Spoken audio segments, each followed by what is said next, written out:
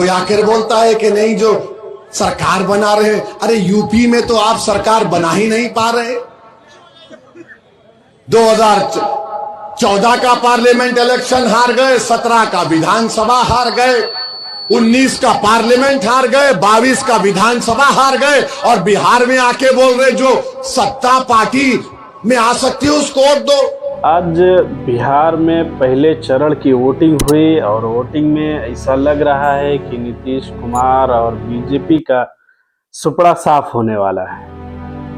इस तरह के माहौल बनते हुए नजर आ रहे हैं क्योंकि बिहार की जनता इस मर्तबा तेजस्वी और एमआईएम और तमाम जो अदर पार्टियां हैं उनके पीछे भाग रही हैं, उनके पीछे जाने के लिए तैयार है।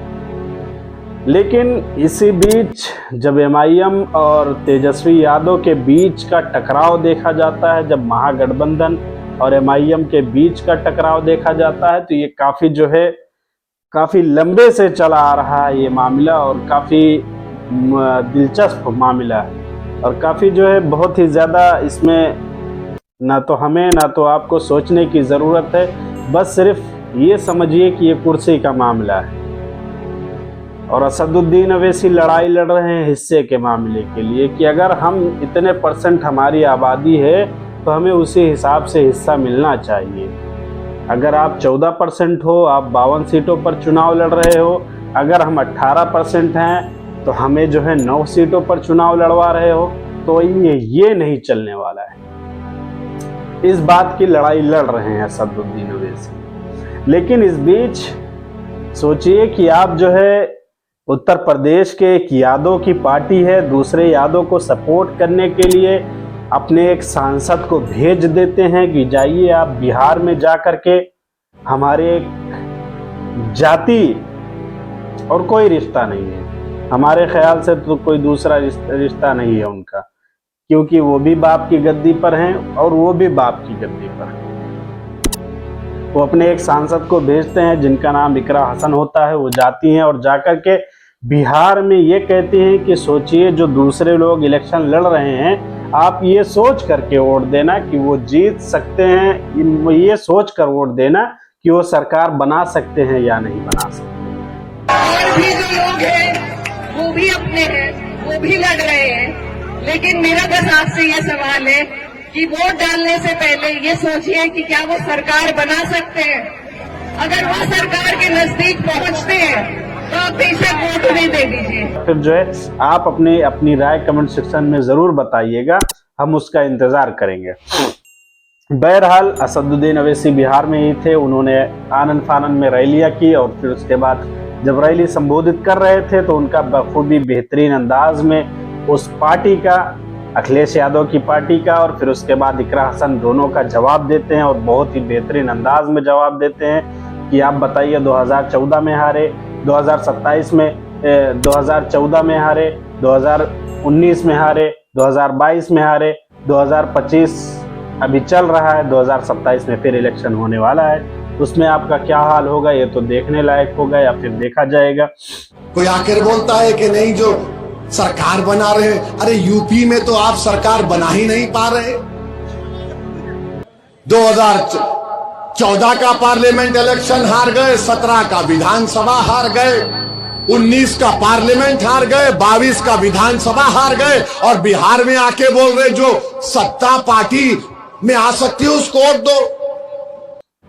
तो इस तरह की तमाम बातें हैं, लेकिन जरा ये सोचिए कि हम और आप आपस में लड़ाई करते हुए एक दूसरे को बी टीम या सी टीम कहते हुए नजर आते हैं।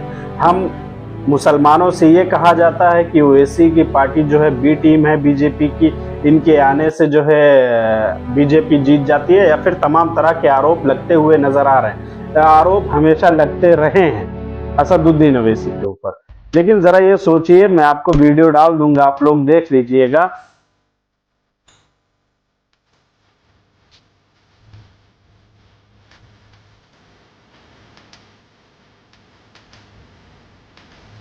ये जब कभी सपा या जेआरजेडी या कई दूसरे नेता हैं जो अपने आप को सेकुलर समझते हैं, सो कॉल्ड सेकुलर समझते हैं, वो जब मिलाप होता है बीजेपी के नेताओं से या फिर दूसरे लोगों से मिलाप होता है तो वो बहुत ही बेहतरीन अंदाज से मिलते हैं। दिल्ली के सीएम रेखा गुप्ता के साथ राहुल गांधी फोटो खिंचवाते हैं, चाय पीते हैं, उनके साथ मंच साझा करते हैं, वो बी टीम नहीं होते हैं। अखिलेश यादव बीजेपी के विधायक के साथ चलते हुए नजर आते हैं, उनके साथ हंसते खेलते हुए फोटो खिंचवाते हैं, उनके साथ हाथ मिलाते हैं, वो बी टीम नहीं होते हैं। लेकिन अगर असदुद्दीन ओवैसी यही चीजें अगर कहीं कर दिए होते तो सोचिए कितना बड़ा हंगामा होता बिहार के अंदर, या फिर जो है पूरे भारत के अंदर कितना बड़ा हंगामा होता।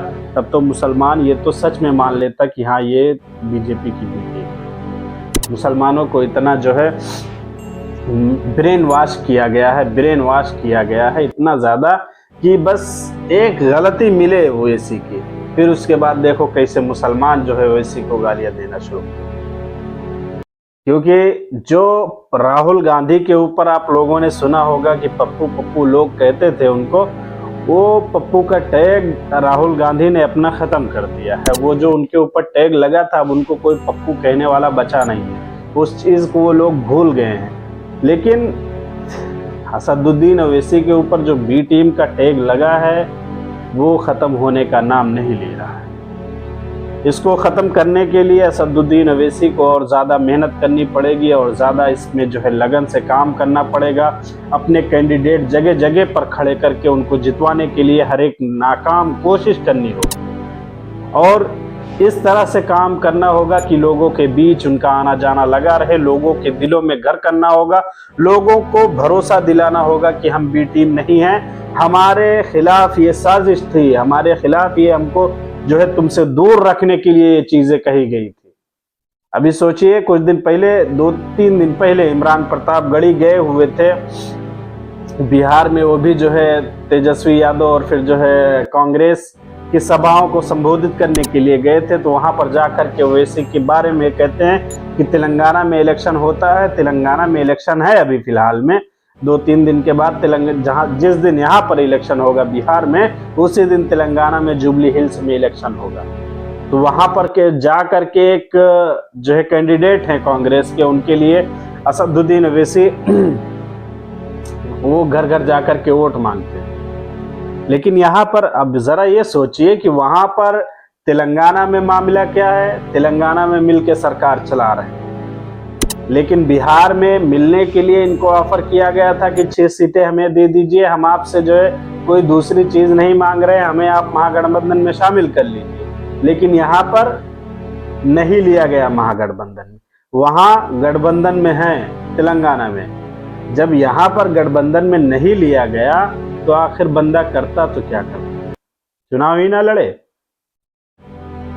सोचिए, इमरान प्रतापगढ़ी को जवाब देने के लिए बहुत सारे लोग जवाब देते हैं, कोई इमराना आपा कहता है, कोई क्या कहता है, इन सब चीजों पे ना जाइए आप। लेकिन जरा सोचिए कि कुछ दिन पहले जनस्वराज के जो प्रशांत किशोर हैं, उनका इंटरव्यू हो रहा था किसी के साथ, तो उन्होंने कहा कि आरजेडी में 2 ही बड़े नेता हैं, एक सिद्दीकी साहब हैं, एक फातमी साहब हैं। अगर फातमी साहब और सिद्दीकी साहब ये कह दें कि हम जो है हमको टिकट ना दीजिए, लेकिन जो हमारी हिस्सेदारी है, हमें 40 सीटें 50 सीटें जो हमारे हिस्से में आती है हमको वो दे दीजिए, हमें जो है और कुछ नहीं चाहिए, हमें अपने लोगों से लगाव है, हमें अपनी उम्मत मुस्लिमा से लगाव है, अगर वो ये कह दें उसी दिन उनका बोरिया बिस्तरा गोल हो जाएगा। राजद में 2 बड़े मुस्लिम नेता हैं, अब्दुल बारी सिद्दीकी और फातमी। कहाँ है किनारे? और दोनों लोग किनारे छोड़िए ना, दोनों लोग ये कहते हैं भैया हमको और हमारे बच्चे को टिकट मिले न मिले, मुसलमानों को आबादी के हिसाब से 40 सीट मिलना चाहिए, नहीं मिलेगा तो हम दोनों लोग राजद छोड़ देंगे। ये कह के दिखाए जरा, मान लेंगे कि ये मुसलमान के एकदम सच्चे नेता है, ये बोल के दिखाए ना भाई। हाँ। नहीं बोल सकते। फातमी जी को अपने बच्चे को टिकट दिलाना है मेरे भाई, मुसलमानों को हक नहीं दिलाना है, अपने बच्चे को पहले टिकट दिलाना है। लेकिन अब मैं वीडियो डाल दूंगा, आप लोग देख लीजिएगा। इस तरह से जो है लोगों को बेवकूफ बनाया जा रहा है, लोगों को मुसलमानों से ही मुसलमानों को बेवकूफ बनवाया जा रहा है। आपको समझने की जरूरत होगी, आपको जो है इस पर दिमाग लगाना होगा। आखिर बिहार के इलेक्शन में लोगों की इतनी रुचि क्यों है, इतना जो है बिहार के लिए लोग परेशान क्यों हैं, इतना बिहार के इलेक्शन के लिए रैलियों पे रैलियां करते हुए तमाम राजनेता तमाम के तमाम राजनीतिक दल वहां पर पहुंचकर रैलियां कर रहे हैं, अपने कैंडिडेट उतार रहे हैं।